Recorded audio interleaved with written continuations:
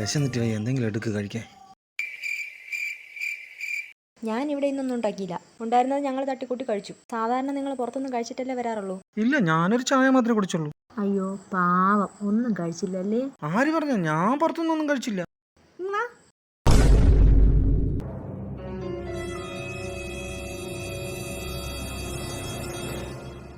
ഇത് പപ്പടമല്ലേ? പിന്നെ നിങ്ങൾ ഒന്നും കഴിച്ചില്ല എന്ന് പറഞ്ഞാൽ ഈ പപ്പടം എങ്ങനെ നിങ്ങളുടെ മുഖത്ത് വന്നു? പപ്പടം എങ്ങനെ വന്ന്? ഓ, ചിലപ്പോൾ വഴിയെ നടന്നു വന്നപ്പോൾ പപ്പടം കയറി ഒട്ടിയതായിരിക്കും അല്ലേ?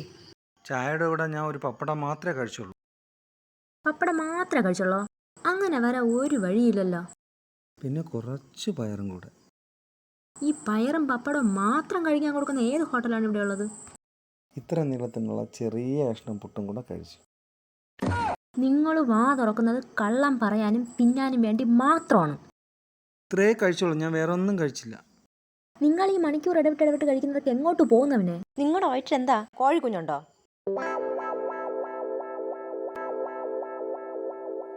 വിശപ്പ് 24 മണിക്കൂർ വിശപ്പ്.